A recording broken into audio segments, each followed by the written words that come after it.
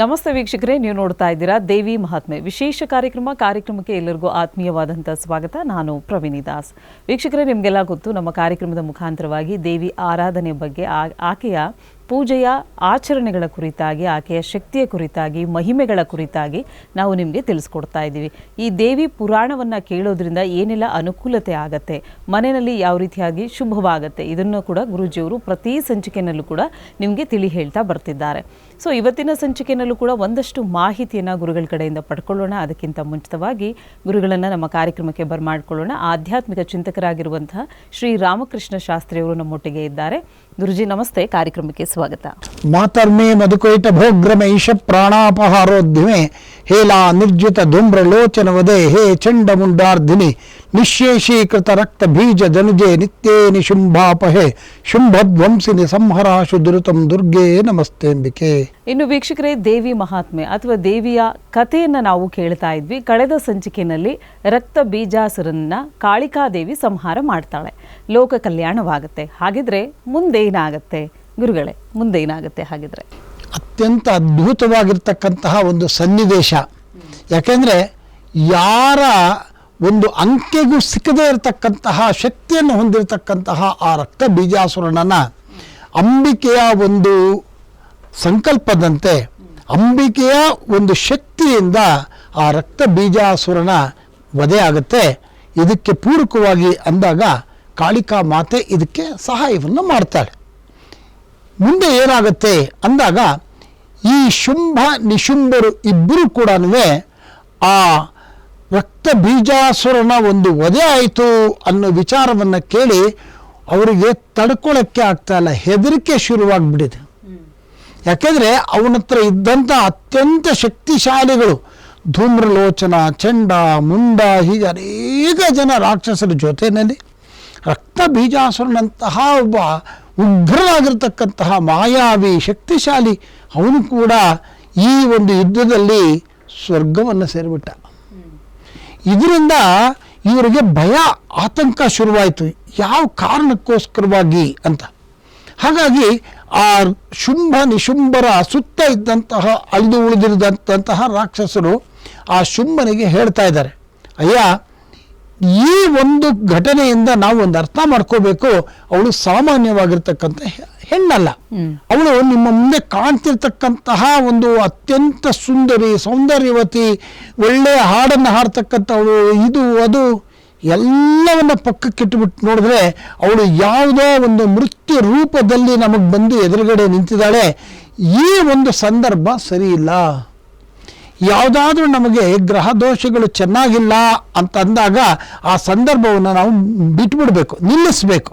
ಅದು ಚೆನ್ನಾಗಿ ಬಂದ ಕಾಲದಲ್ಲಿ ನಮಗದನ್ನು ಮತ್ತೆ ನಾವು ಅದನ್ನು ಪ್ರಯತ್ನ ಪಡಬೇಕು. ಯಾವಾಗ ನಮಗೆ ಗ್ರಹ ದೋಷಗಳಿದೆ, ಗ್ರಹಗಳು ಚೆನ್ನಾಗಿಲ್ಲ, ನಮಗೆ ಎಲ್ಲ ಕೆಟ್ಟದೇ ನಡೀತಾ ಇದೆ ಅನ್ನೋ ಸಂದರ್ಭಕ್ಕೆ ನಾವು ಬಹಳ ಎಚ್ಚರವಾಗಿರಬೇಕು. ಹಾಗಾಗಿ ಇದು ನಮ್ಮ ಒಂದು ನಿನಗೆ ಸಲಹೆ ಏನು ಅಂತಂದರೆ, ಇದನ್ನೆಲ್ಲ ಬಿಟ್ಟುಬಿಟ್ಟು ನೀನು ಎಲ್ಲಿಂದ ಬಂದೆ? ಭೂಲೋಕ ಕೆಳಗಡೆಯಿಂದ, ಗೊತ್ತಾಗ್ತಾ ಇದೆಯಾ? ಪಾತಾಳದಿಂದ ಬಂದಿದ್ಯಾ, ನೀ ಮತ್ತೆ ಅಲ್ಲಿಗೆ ಹೊರಟೋಗ್ಬಿಡು. ನೀನು ಶುಂಭ ಇಬ್ಬರೂ ಕೂಡ ಪಾತಾಳಕ್ಕೆ ಹೊರಟೋಗ್ಬಿಡಿ, ಎಲ್ಲ ಸರಿ ಮಾಡ್ಕೊಂಡು ತಿರ್ಗಾ ಮತ್ತೆ ಬನ್ನಿ. ಇದು ಈಗ ನೀವು ಯುದ್ಧಕ್ಕೆ ಹೋದರೆ ಖಂಡಿತವಾಗ್ಲೂ ನಿನಗೆ ಒಳ್ಳೇದಾಗೋದಿಲ್ಲ ಅಂತ ಸಲಹೆ ಕೊಡ್ತಾರೆ. ಹಾಗಾದಾಗ ಇವರೇನು ಹೇಳ್ತಾನೆ, ನಾನು ಇಷ್ಟು ದಿವಸ ಈ ಒಂದು ಆ ಹೆಣ್ಣನ್ನು ಮದುವೆ ಮಾಡ್ಕೋಬೇಕು ಅನ್ನೋ ಆಸೆ ಹುಟ್ಟಿ ಇಷ್ಟು ಜನ ಕಳ್ಕೊಂಡ್ಬಿಟ್ಟಿದ್ದೀನಿ. ಮತ್ತೆ ನಾನು ಅದಕ್ಕೋಸ್ಕರವಾಗಿ ನಾನು ಕೆಳಗಡೆ ಪಾತಾಳಕ್ಕೆ ಅವನು ಹೋಗೋ ನಾನು ಅಡುಕೊಂಡ್ಬಿಟ್ರೆ ನನ್ನ ಬಗ್ಗೆ ಲೋಕ ಏನು ಮಾತಾಡುತ್ತೆ? ಒಂದು ಹೆಣ್ಣಿಗೆ ಹೆದರ್ಕೊಂಡು ಹೋದ ಅನ್ನಲ್ವೇ? ನನ್ನ ಪರಾಕ್ರಮಕ್ಕೆ ಅದೊಂದು ತಿರಸ್ಕಾರ. ಹಾಗಾಗಿ ನಾನು ಹೋಗೋದಿಲ್ಲ. ಇದ್ರೂ ಹೀಗೆ ಯುದ್ಧ ಮಾಡಿರ್ತೀನಿ, ಗೆದ್ರೆ ನನಗೆ ಜಯ, ಇಲ್ಲ ಅಂದರೆ ನಾನು ಪ್ರಾಣ ಬಿಡ್ತೀನಿ, ನಾನು ಇನ್ನೂ ಹಿಂದೆ ಮಾತೇ ಇಲ್ಲ ಅಂತ ಹೇಳ್ತಾನೆ. ಮತ್ತೆ ಆ ಜನಗಳು ಹೇಳ್ತಾರೆ, ಅಯ್ಯ, ನಿನಗೆ ನಿನ್ನ ಶೌರ್ಯ, ಪ್ರತಾಪ, ಅದ್ರ ಬಗ್ಗೆ ನಿನಗೆ ಅತ್ಯಂತ ಗೌರವವಾಗಿರ್ತಕ್ಕಂಥ ನಂಬಿಕೆ ಇದೆ. ಆದರೆ ಎಷ್ಟೋ ಸರ್ತಿ ಆ ಶಕ್ತಿಗಳು, ಆ ಒಂದು ಇದು ನಿನಗೆ ಪ್ರಯೋಜನಕ್ಕೆ ಬರೋದಿಲ್ಲ ಅಂತ. ಇದು ಎರಡು ರೀತಿ ತಗೋಬೋದು.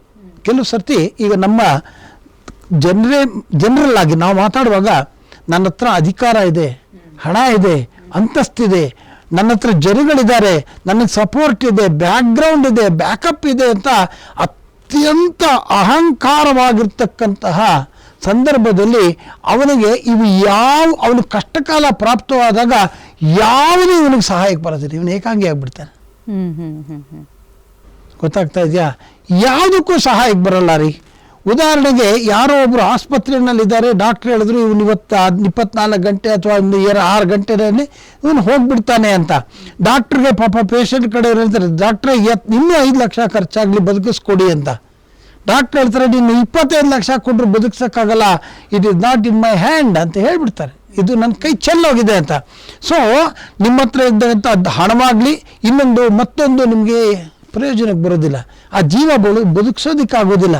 ಹಾಗಾಗಿ ಅವರು ಬಹಳ ಸ್ಪಷ್ಟವಾಗಿ ಹೇಳ್ತಾರೆ, ಯಾವ ಮನುಷ್ಯನಿಗೆ ಯಾವಾಗ ಇವೆಲ್ಲ ಇದೆ ಅನ್ನೋ ಒಂದು ಅಹಂಕಾರ ಇರುತ್ತೆ, ಆವಾಗ ಅವನು ಮುಂದೆ ನಡೀತಕ್ಕಂತಹ ಒಂದು ಅತ್ಯಂತ ಘೋರವಾಗಿರ್ತಕ್ಕಂಥ ಸನ್ನಿವೇಶನ ಅವನು ಕಲ್ಪನೆ ಕೂಡ ಮಾಡ್ಕೊಳ್ಳೋದಿಲ್ಲ, ಅದರಲ್ಲೇ ಮುಂದುವರ್ಕೊಂಡು ಹೋಗಿ ಅವನು ನಾಶ ಆಗ್ಬಿಡ್ತಾನೆ. ಇದನ್ನ ಅವರು ಹೇಳ್ತಾರೆ, ನಿನಗೆ ಇಷ್ಟೆಲ್ಲ ಶಕ್ತಿ ಇದೆ, ನಿಜ ಎಲ್ಲ ಇದೆ, ನೀನು ಎಲ್ಲರೂ ಗೆಲ್ಲೋ ಶಕ್ತಿ ಇದೆ, ಆದರೆ ನಿನಗೆ ಈಗಿನ ಸಂದರ್ಭಕ್ಕೆ ನೀನು ಖಂಡಿತವಾಗ್ಲೂ ಕೂಡ ಹೋಗೋದು ಉತ್ತಮ ಅಲ್ಲ ಅಂತ ಹೇಳ್ತಾರೆ. ನೋಡಿ, ಇದೇ ಹೇಳೋದು, ಸಮಯಕ್ಕೆ ಯಾರು ಒಂದು ಒಳ್ಳೆಯದನ್ನು ಸಜೆಸ್ಟ್ ಮಾಡಿದಾಗ ಸ್ವಲ್ಪ ತಾಳ್ಮೆಯಿಂದ ಕೇಳಬೇಕಾಗತ್ತೆ. ಕೇಳೋದಿಲ್ಲ, ಅವನು ಹೊರಟೋಗ್ತಾನೆ. ನಮ್ಮ ಹಿಂದೆ ಇದನ್ನು ತಗೊಳ್ರಿ, ರಾಮಾಯಣ ತಗೊಳ್ಳಿ, ಸೀತೆಯನ್ನು ಅಪಹರಣ ಮಾಡ್ಕೊಂಡು ಬಂದಾಗ ಎಲ್ಲರೂ ಹೇಳ್ತಾರೆ, ಮಂಡೋದರಿ ಕೂಡ ಹೇಳ್ತಾಳೆ, ನೀನು ಸೀತೆ ಅಂತ ಲಕ್ಷಣವಾಗಿದ್ದಾಳೆ, ಅದು ಇದು ಅಂತ ಕರ್ಕೊಂಡ್ಬಂದ್ಬಿಟ್ಟೆ, ಆದರೆ ನೀನು ಕರ್ಕೊಂಡ್ಬಂದಿರೋದು ಸೀತೆ ಅಲ್ಲ, ನಿನ್ನ ಮೃತ್ಯುನ ಅಂತ. ಕರೆಕ್ಟ್. ಯುದ್ಧದಲ್ಲಿ ಯುದ್ಧ ಮಾಡ್ತಾ ಇದ್ದಂತಹ ಅವನ ಮಕ್ಕಳೆಲ್ಲ ಹೇಳ್ತಾರೆ, ಇಲ್ಲ ಇವಳು ಸಾಮಾನ್ಯವಾದ ಹೆಣ್ಣಲ್ಲ ಅಂತ. ಕಡೆಗೆ ಇಂದ್ರಜಿತು ಕೂಡ ಹೇಳ್ತಾನೆ, ಇಂದ್ರನನ್ನು ಜಯಿಸಿದಂಥ ಇಂದ್ರಜಿತು ಅಸಾಮಾನ್ಯವಾಗಿರ್ತಕ್ಕಂಥ ಮಹಾವೀರ, ಅವನು ಹೇಳ್ತಾನೆ ಇವಳು ಸಾಮಾನ್ಯವಾದ ಹೆಣ್ಣಲ್ಲ, ಇವಳ ಕೆಣಕ್ಕೆ ತಗೊಂಡ್ಬಂದಿದ್ಯಾ ಬೇಡ ಅಂತ. ಕಡೆಗೆ ಸ್ವಂತ ತಮ್ಮ ಆಗಿರ್ತಕ್ಕಂತಹ ಆ ಕುಂಭಕರ್ಣ ಅವರು ಕೂಡ ಹೇಳ್ತಾನೆ, ಮೊದಲೇ ನಮ್ಮ ವಿಭೀಷಣ ಹೇಳಿರ್ತಾನೆ, ಅವನ ಮಾತು ಹೇಳ್ದ ಅಂತ ಅವನ್ನ ದೇಶಭ್ರಷ್ಟನಾಗಿ ಈಚೆ ತಿಳಿದ್ಬಿಡ್ತಾರೆ ಮುಂಚೆನೆ. ಆದರೆ ಯುದ್ಧದಲ್ಲಿ ಇವನು ಇಂದ್ರಜಿತು ಸತ್ತ ಮೇಲೆ ಕೂಡ ಯುದ್ಧಕ್ಕೆ ಎಬ್ಬಿಸ್ಬಿಡ್ತಾರೆ ಅರ್ಧದಲ್ಲಿ ಯಾರನ್ನ, ಕುಂಭಕರ್ಣನನ್ನ. ಅವನು ಕೂಡ ಹೇಳ್ತಾನೆ, ಬೇಡ ಯುದ್ಧ ಮಾಡಬೇಡ, ಇದು ಸರಿ ಇಲ್ಲ ಇದು ಅಂತ. ಆದರೆ ಕಾಮಾತುರಾಣ ಇದು ಭಯಂ ಲಜ್ಜಾ ಅಂತ, ಭಯ ಇಲ್ಲ ಏನೋ ಅವ್ನಿಗೆ ಅವಳು ಬೇಕು ಅಷ್ಟೇ, ಯಾರು ಹೋಗಿ ಇರ್ರಿ ಯುದ್ಧ ಮಾಡಿಬಿಡ್ತೀನಿ ಅಂತ. ಹಾಗಾಗಿ ಅಷ್ಟು ವಿದ್ಯಾವಂತ, ಶಕ್ತಿವಂತ, ಯುಕ್ತಿವಂತ ಎಲ್ಲ ಇದೆ ಅವನ ಹತ್ರ. ರಾವಣನ ಹತ್ರ ಇಲ್ಲದೆ ಇರೋದ್ರಲ್ಲಿ ನೆನೆಸ್ಕೊಂಡ್ರೆ ಈಶ್ವರನ ಕರೆಸ್ಬಿಡ್ತಾನೆ, ಅಷ್ಟು ಶಕ್ತಿವಂತ. ಅವನಿಗೂ ಕೂಡ ಆ ಒಂದು ಕತ್ತು. ಹಾಗೆ ಈ ಶುಂಭನಿಗೂ ಕೂಡ ಅದೇ ಥರ ಆಗೋಗ್ಬಿಟ್ಟಿದೆ, ಅವಳು ಬೇಕು ಅಷ್ಟೇ. ಈಗ ಯುದ್ಧದಲ್ಲಿ ಹೇಗಾದರೂ ಮಾಡಿ ಅವಳನ್ನ ಸೋಲಿಸ್ಬಿಡ್ತೀನಿ ಅಂತ. ಹಾಗಾಗಿ ನೀವೆಲ್ಲ ಏನು ಹೇಳಿದ್ರು ನಾನು ಕೇಳೋದಿಲ್ಲ, ನಾನು ಯುದ್ಧಕ್ಕೆ ಹೋಗೋನೆ, ಯುದ್ಧ ಮಾಡೋನೆ ಅಂತ. ಸರಿ, ಅವನು ಯುದ್ಧಕ್ಕೆ ಹೊರಟ, ಅನೇಕ ಜನ ಸೈನಿಕರನ್ನ ರಾಕ್ಷಸರನ್ನ ಸೇರಿಸ್ಕೊಂಡ ಯುದ್ಧಕ್ಕೆ ಹೋಗ್ತಾ ಇದ್ದಾನೆ. ಅವನ ತಮ್ಮ ಇದ್ನಲ್ಲ ನಿಶುಂಭ, ಅವನು ಹೇಳ್ತಾನೆ, ನೀನು ಒಬ್ಬನೇ ಯಾಕೆ ಹೋಗ್ತೀಯ, ನಾನು ಬರ್ತೀನಿ ನಿನ್ನ ಜೊತೆ ಯುದ್ಧಕ್ಕೆ ಅಂತ. ಸರಿ, ಅಣ್ಣ ತಮ್ಮ ಇಬ್ಬರು ಹೋದರು. ನಿಶುಂಭ ಏನು ಮಾಡ್ತಾನೆ, ಮೊದಲು ನಾನು ಯುದ್ಧ ಮಾಡ್ತೀನಿ, ನಿನಗೋಸ್ಕರ ನೀನು ಅವಳನ್ನ ಕರ್ಕೊಂಡು ಬರ್ತೀನಿ ಅಂತ ಇವನು ಯುದ್ಧಕ್ಕೆ ಹೋಗ್ತಾನೆ.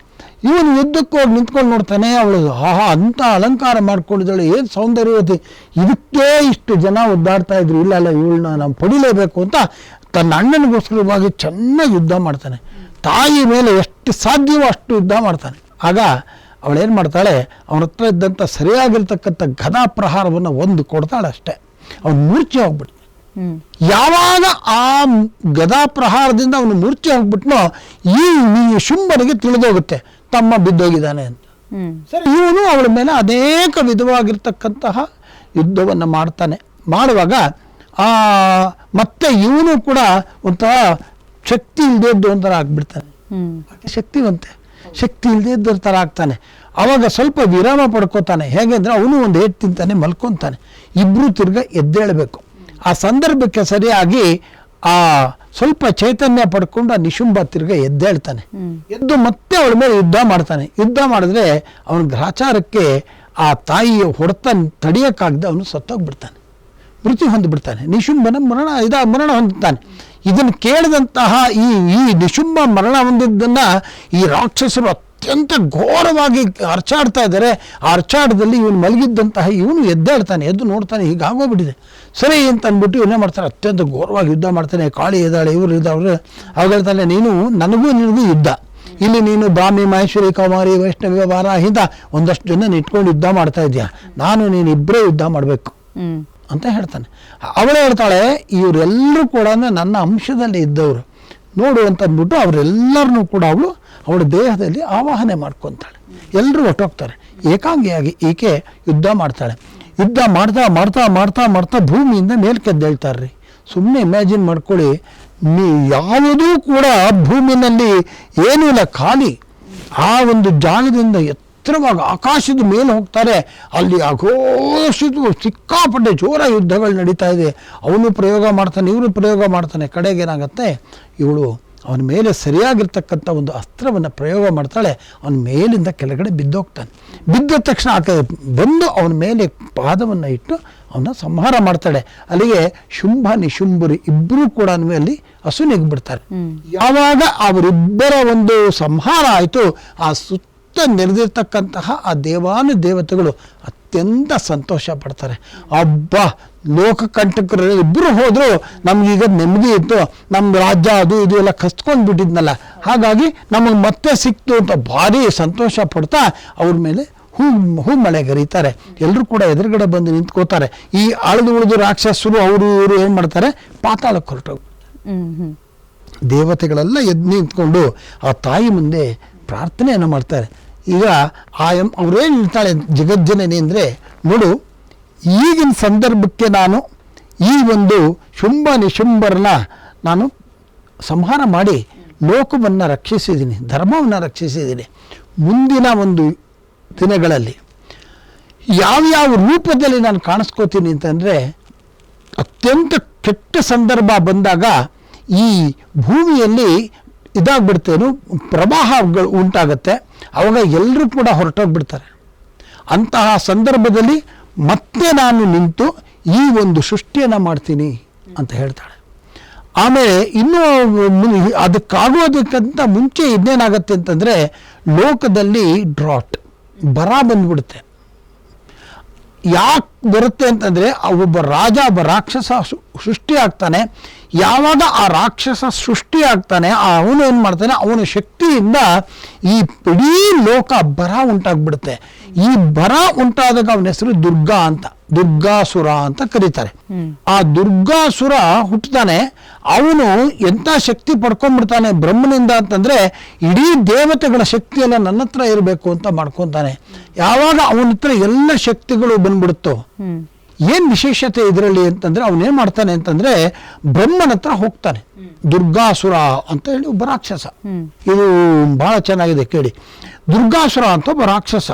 ಅವನೇನ್ ಮಾಡ್ತಾನೆ, ಈ ಪ್ರಪಂಚ ಎಲ್ಲ ನಡೀತಿರೋದು ಯಾವುದರಿಂದ? ವೇದಗಳಿಂದ ಅಲ್ವಾ? ಈ ವೇದಗಳನ್ನು ಹೇಳೋರು ಯಾರು? ಋಷಿಗಳು, ಬ್ರಾಹ್ಮಣರು, ಇವರು ಅವರು ಮಾಡ್ತಾರೆ, ದೇವತೆಗಳು ಎಲ್ಲ ಮಾಡ್ತಿರ್ತಕ್ಕಂಥದ್ದು. ಈ 4 ವೇದಗಳನ್ನು ನಾವು ಕಸ್ತ್ಕೊಂಡ್ಬಿಟ್ರೆ ಎಲ್ಲ ಇಡೀ ಪ್ರಪಂಚ ನನ್ನ ಒಂದು ಹತೋಟಿಗೆ ಬಂದ್ಬಿಡುತ್ತೆ ಅಂತ ಹೇಳಿ ಅವನ ಹೆಸರು ದುರ್ಗಾಸುರ ಅಂತ. ಅವನೇನು ಮಾಡ್ತಾನೆ, ಬ್ರಹ್ಮನ ಕುರಿತು 1000 ವರ್ಷ ತಪಸ್ಸು ಮಾಡ್ತಾನೆ. ಬ್ರಹ್ಮ ಪ್ರತ್ಯಕ್ಷನಾಗಿ ಕೇಳ್ತಾನೆ, ನಿಂಗೆ ಏನು ಬೇಕು ಅಂತ. ನಿನ್ನ ಹತ್ರ ಇರ್ತಕ್ಕಂಥ 4 ವೇದಗಳನ್ನು ನನಗೆ ಕೊಟ್ಬಿಡು ಅಂತ. ಗೊತ್ತಾಗ್ತಾ ಇದೆಯಾ? ಈ ದೇವತೆಗಳು ಇದೇ ಮಾಡೋದು. ಅವ್ನು ಕೇಳ್ದ, ಅವ್ನು ಕೊಟ್ಟ. ಇವು ಗ್ರಹಚಾರ ಕೆಟ್ಟೋಗುತ್ತವೆ ಅಲ್ಲಿ. ಅದೇ ಅಷ್ಟೇ ರೀ, ಕೊಡೋದು ಕೊಟ್ಬಿಡ್ತಾರೆ. ಆಮೇಲೆ ಏನು ಮಾಡಬೇಕು ತತ್ವ ಓಡೋಗ್ತಾರೆ. ವಿಷ್ಣು ಹತ್ರನೋ ಬ್ರಹ್ಮ ಇವನ ಹತ್ರನೋ ಓಡೋಗ್ತಾರೆ. ಹಾಗೆ ಆ 4 ವೇದಗಳನ್ನ ಅವನು ತಗೊಂಡ್ಬಿಡ್ತಾನೆ.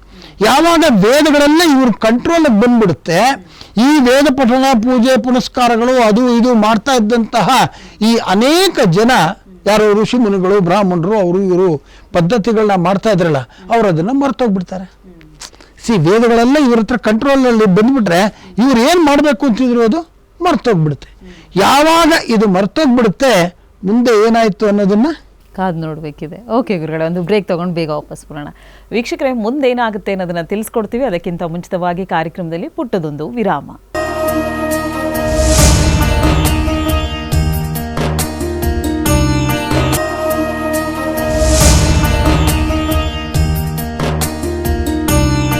ವಿರಾಮದ ಬಳಿಕ ದೇವಿ ಮಹಾತ್ಮೆ ವಿಶೇಷ ಕಾರ್ಯಕ್ರಮಕ್ಕೆ ಸ್ವಾಗತ. ವೀಕ್ಷಕರೇ, ಇವತ್ತಿನ ಕಾರ್ಯಕ್ರಮದಲ್ಲಿ ಸಾಕಷ್ಟು ಮಾಹಿತಿಯನ್ನು ಗುರುಜಿ ಕಡೆಯಿಂದ ನಾವು ಪಡ್ಕೊಳ್ತಾ ಇದ್ದೀವಿ.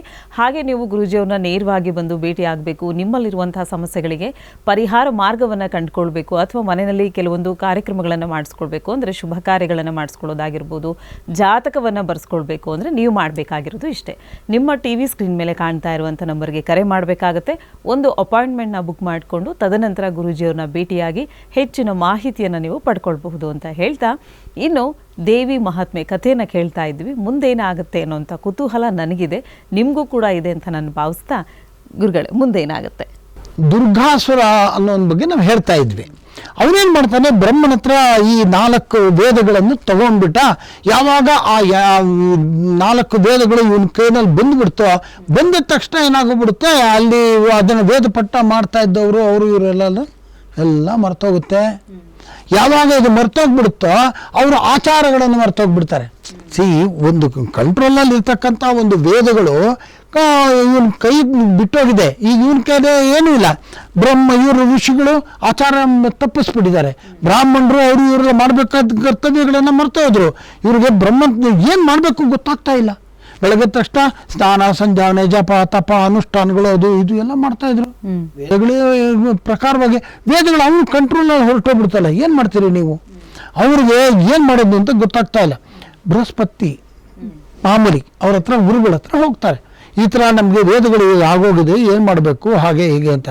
ಆಗ ಬ್ರಹ್ಮನನ್ನು ಮುಂದೆ ಮಾಡಿಕೊಂಡು ಅವ್ರು ಕೇಳ್ತಾರೆ, ಅಯ್ಯ ಬ್ರಹ್ಮ, ನೀನು ಎಂಥ ಕೆಲಸ ಮಾಡಿಬಿಟ್ಟೆ, ನೀನು ಹೊರ ಕೊಡ್ತೀಯಾ, ಇಲ್ಲಿ ತೊಂದರೆ ಆಗುತ್ತೆ ನಮಗೆ, ಹಾಗಾಗಿ ಏನು ಮಾಡಬೇಕು ಅಂತ ಗೊತ್ತಾಗ್ತಾ ಇಲ್ಲ ಅಂತಂದಾಗ ಇವರೆಲ್ಲ ಹೋಗಿ ಬ್ರಹ್ಮನನ್ನು ಕುರಿತು ಕೇಳಿ ಬ್ರಹ್ಮನಿಂದ ವಿಷ್ಣು, ಈಶ್ವರ ಎಲ್ಲರನ್ನೂ ಕೇಳ್ತಾರೆ.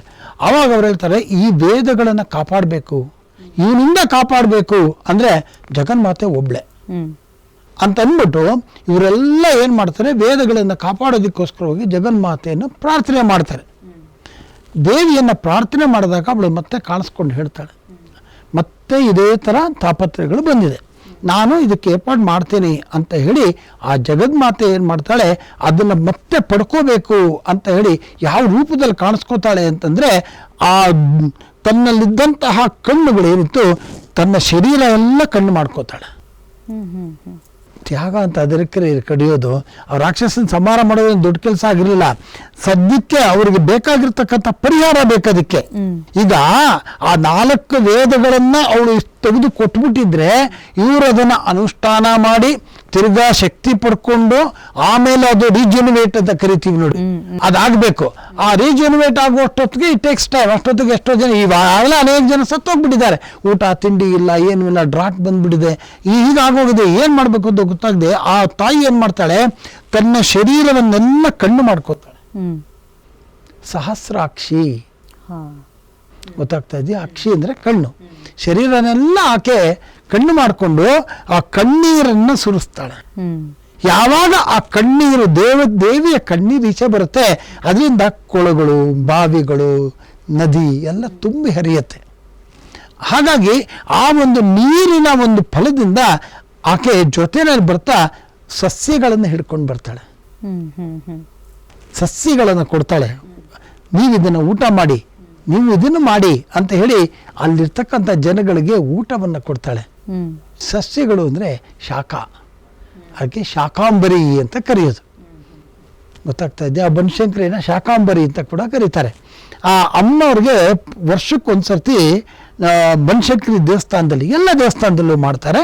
ಅದೇನು ಅಂತಂದರೆ 108 ಥರ ಅಂತ ಕಾಣಿಸುತ್ತೆ ನನಗೆ ಕರೆಕ್ಟಾಗಿ, ಸರಿ 108 ಥರ ತರಕಾರಿಗಳಲ್ಲಿ ಆ ಒಂದು ಪಲ್ಯಗಳನ್ನು, ಆಹಾರವನ್ನು ತಯಾರು ಮಾಡ್ತಾರೆ. 108 ಥರ ಬಗೆ ತರಕಾರಿಗಳಲ್ಲಿ ಆಹಾರವನ್ನು ತಯಾರು ಮಾಡಿ ಆ ಜಗಜ್ಜನನಿಗೆ ಆ ದಿನ ನೈವೇದ್ಯವನ್ನು ಮಾಡ್ತಾರೆ. ಆ ದಿನ ಭಾಳ ವಿಶೇಷ ರೀ, ಭಾಳ ವಿಶೇಷ. ಹಾಗಾಗಿ ಅಂತಹ ಒಂದು ಇದನ್ನು ತಂದು ಜನಗಳಿಗೆ ಲೋಕ ಕಲ್ಯಾಣ ಮಾಡಿ ಆಮೇಲಿಂದ ಆ ರಾಕ್ಷಸನ ಸಂಹಾರ ಮಾಡ್ತಾರೆ. ಹೀಗೆ ಆ ದುರ್ಗಾಸುರನನ್ನ ಸಂಹಾರ ಮಾಡಿದ್ದಕ್ಕೆ ಆಕೆ ದುರ್ಗೆ. ಗೊತ್ತಾಗ್ತಾ ಇದೆಯಾ? ಹಾಗಾಗಿ ಲೋಕ ಕಲ್ಯಾಣ ಆಗುತ್ತೆ. ಈ ರೀತಿ ಅನೇಕ ಸಂದರ್ಭಗಳಲ್ಲಿ ಬರುತ್ತೆ. ಹಾಗೆ ನಾನು ಅವತಾರವನ್ನು ತಾಳಿ ನಾನು ಜಗತ್ ಕಲ್ಯಾಣ ಮಾಡ್ತೀನಿ, ದುಂಬಿಯ ರೂಪದಲ್ಲಿ ಬರ್ತೀನಿ ಅಂತಾಳೆ ಅವಳು. ದುಂಬಿಯರು ಸಹಸ್ರಾರು ದುಂಬಿಗಳ ರೂಪದಲ್ಲಿ ಬಂದು ನಾನು ಕಾಪಾಡ್ತೀನಿ ಅಂತಾಳೆ.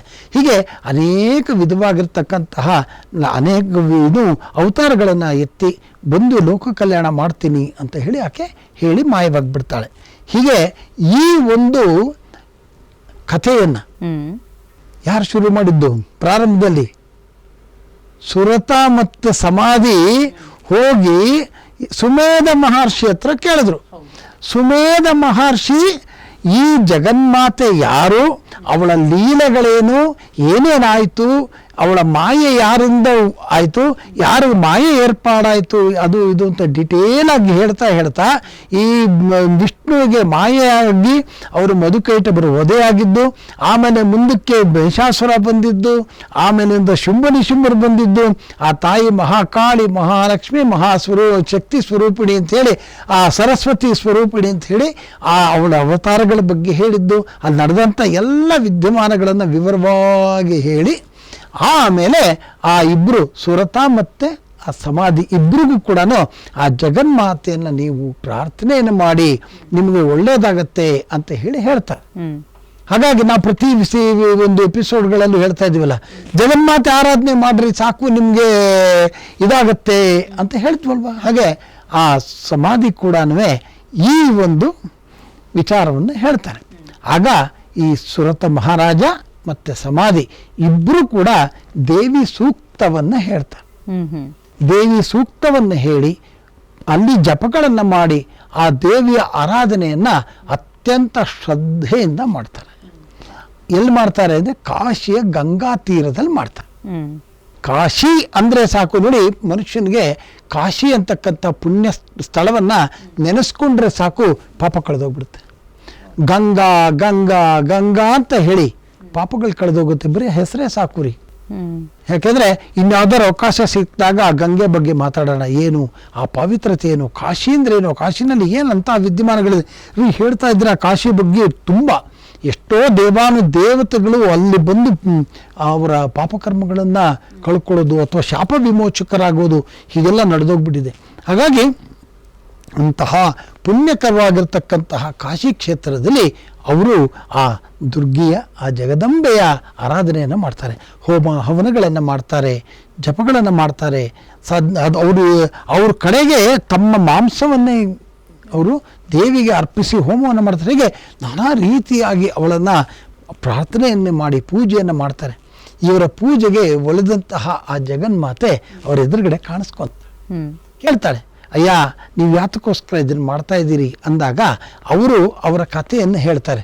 ಈ ಮಹಾರಾಜ ಈ ಮ್ಲೇಚ್ಛರಿಂದ ತಾನು ಸೋತೋಗಿದ್ದು, ಮೋಸ ಹೊಂದಿದ್ದು, ಆಮೇಲೆ ಇವನು ತನ್ನ ಹೆಂಡತಿ ಮಕ್ಕಳು ಇವನ್ನ ದೂರ ಮಾಡಿ ಕಳಿಸಿದ್ದು, ಇಬ್ಬರು ಸಂಧಿಸಿದ್ದಂತಹ ಜಾಗ, ಇವೆಲ್ಲವನ್ನು ವಿಸ್ತಾರವಾಗಿ ಹೇಳಿ ನಮಗೆ ನಾವು ಕಳ್ಕೊಂಡಿದ್ದನ್ನು ಬೇಕು ಅಂತ ಪ್ರಾರ್ಥನೆಯನ್ನು ಮಾಡ್ತಾರೆ. ಆಗ ಮಹಾರಾಜ ಕೇಳ್ತಾನೆ, ನಾನು ಈ ಲೋಕದಲ್ಲಿ ಏನು ಕಳ್ಕೊಂಡಿದ್ದೆ? ರಾಜ್ಯವನ್ನು ಕಳ್ಕೊಂಡಿದ್ದೆ, ರಾಜ್ಯಭ್ರಷ್ಟನಾದೆ, ನನ್ನ ಒಳ್ಳೆತನದಿಂದ ಕಾಪಾಡಿಕೊಂಡಿದ್ದಂತಹ ಪ್ರಜೆಗಳನ್ನ ಕಳ್ಕೊಂಡೆ, ಬಹಳ ಕಷ್ಟದಲ್ಲಿದ್ದೇನೆ, ನಿನ್ನ ಅನುಗ್ರಹದಿಂದ ನಾನು ಅದನ್ನು ಮರಳಿ ಪಡಿಬೇಕು ಅಂತ ಹೇಳಿದಾಗ ಆ ಜಗಜ್ಜನನಿ ನಿನ್ನ ಇಚ್ಛೆ ಆಗತ್ತೆ ಅಂತ ಹೇಳಿ ಆಕೆ ಕೇಳ್ತಾಳೆ. ಹಾಗೆ ಆ ಜಗಜ್ಜನನಿಯ ಅನುಗ್ರಹದಿಂದ ಅವನಿಗೆ ಕಳ್ಕೊಂಡಿದ್ದಂತಹ ರಾಜ್ಯ ಅವನು ಮತ್ತೆ ಪಡಿತಾನೆ. ಆಮೇಲಿಂದ ಇವನು ದಿವ್ಯ ಜ್ಞಾನವನ್ನು ಪಡಿತಾನ್ರಿ. ಇವನು ನನಗೆ ಮನೆ ಬೇಕು, ಆಸ್ತಿ ಬೇಕು, ಅಂತಸ್ತು ಬೇಕು, ಏನು ಕೇಳೋದಿಲ್ಲ. ಅವನು ಕೇಳ್ತಾನೆ, ನನಗೆ ದಿವ್ಯ ಜ್ಞಾನವನ್ನು ಕರುಣಿಸು ತಾಯಿ ಅಂತ ಕೇಳ್ತಾನೆ. ಹೀಗೆ ಅವರಿಬ್ಬರು ಕೇಳಿದಂತಹ ಎರಡನ್ನೂ ದೇವಿ ಕರುಣಿಸಿ ಆಶೀರ್ವಾದವನ್ನು ಮಾಡ್ತಾಳೆ. ನಾವು ಇದುವರೆಗೂ ಕೂಡ ದೇವಿ ಮಹಾತ್ಮೆಯನ್ನು ಅಲ್ಲಿನಿಂದ ಇವತ್ತವರೆಗೂ ಈ ದೇವಿ ಮಹಾತ್ಮೆಯನ್ನು ಹೇಳಿದ್ದೀವಿ. ಈ ಕಥೆಯನ್ನು ಕೇಳಿದ ಪ್ರತಿಯೊಬ್ಬರಿಗೂ ಕೂಡ, ಹೇಳಿದಂಥ ನನಗೂ ಕೂಡ, ಎಲ್ರಿಗೂ ಕೂಡ ಆ ಜಗಜ್ಜನನಿ ಆಶೀರ್ವಾದವನ್ನು ಮಾಡಲಿ, ಎಲ್ಲರ ಇಷ್ಟಾರ್ಥಗಳು ಸಿದ್ಧಿಸಲಿ, ಆ ಜಗಜ್ಜನನಿಯ ಆಶೀರ್ವಾದದಿಂದ ಎಲ್ಲರ ಸಂಕಷ್ಟಗಳು ನಿವಾರಣೆಯಾಗಿ ಶುಭವಾಗಲಿ ಅಂತ ಪ್ರಾರ್ಥನೆಯನ್ನು ಮಾಡ್ತಾ, ಮುಂದಿನ ಭಾಗದಲ್ಲಿ ನಾವು ಇನ್ನೂ ದೇವಿಯ ಅನೇಕ ಕಥೆಗಳು ಅದಕ್ಕೆ ಸಂಬಂಧಪಟ್ಟಿರ್ತಕ್ಕಂಥದ್ದನ್ನು ನಾವು ಹೇಳೋದಕ್ಕೆ ಪ್ರಯತ್ನ ಮಾಡೋಣ. ಹಾಗಿದ್ರೆ ಇವತ್ತಿಗೆ ಈ ಅಧ್ಯಾಯಗಳು ಮುಗಿದು. ದೇವಿ ಮಹಾತ್ಮೆ 3 ಅಧ್ಯಾಯಗಳು, ಪ್ರಥಮ, ಮಧ್ಯಮ ಚರಿತೆ ಮತ್ತು ಉತ್ತಮ ಚರಿತೆ ಮುಗ್ದಿರುತ್ತೆ. ಓಕೆ ಗುರುಗಳೇ, ಇದುವರೆಗೂ ಕಾರ್ಯಕ್ರಮದಲ್ಲಿ ಭಾಗವಹಿಸಿ ಸಾಕಷ್ಟು ವಿಚಾರವನ್ನು ತಿಳಿ ಹೇಳಿದ್ದೀರಾ. ಧನ್ಯವಾದಗಳು. ನಮಸ್ಕಾರಮ್ಮ.